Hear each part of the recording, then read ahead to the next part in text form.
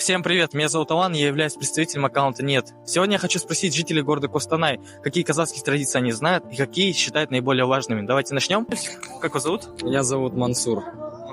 Какие традиции вы знаете? Не знаю, их много очень. Вот беташар, допустим, там на свадьбе, да, по-моему? Вот. Какие казахские традиции вы знаете?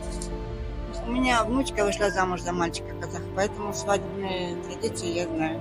Как вы знаете, какие традиции? Ну, допустим, то, что они подарки делают сначала, когда идет обручение, или как у нас помолвка, а у вас, значит, вот это обручение было.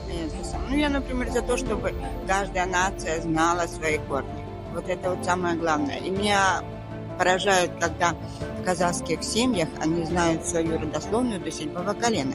Это очень прекрасно. Ну, вот, например, я в своей семье только до 5-го знаю. А они вот до 7-го, как говорится, до 7-го этого, вот это вот, меня еще вот это очень. Потом еще то, что у них, ну, как в национальности есть такое, что большая общность при беде, помощь большая. Традиция называется асар. Вот, да, что вот это вот мне тоже, когда вот там у них погорели, у нас там в деревне, то очень много родственников, хотя они совсем не рядом живут, из других городов приехали, и помощь была такая оказана, они прям все большим количеством людей, огромным, я бы сказала, больше 100 человек приехали на помощь погорельцам. Я была просто поражена, что такое отношение.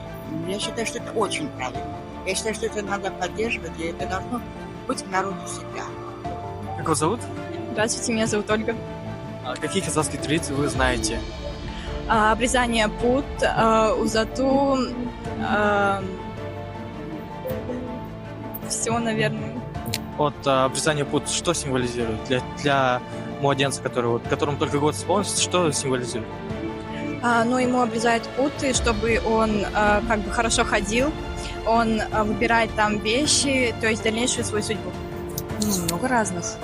Например, начиная там с рождения ребенка, цалкису, фахнан шхаруф,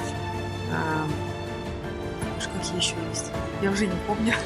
Цалкису символизирует первый шаг ребенка. Соответственно, он человек, который обрезает ему путы, дает ему как бы наставление, желает ему своей судьбы. Он идет по белому ковру, ребенок, соответственно, и где-то на финише он выбирает, соответственно, тем, чем он будет заниматься. Допустим, первый мой ребенок выбрала клубок. Клубок означает творчество в твоей жизни, что будет постоянно присутствовать. Второй мой ребенок выбрала машину. Надеюсь, что будет бизнес-леди. Вот мы провели социальный опрос среди жителей города Костанай и хотим отметить, что многие жители ценят казахские традиции. Пишите в комментариях, какие традиции знаете вы.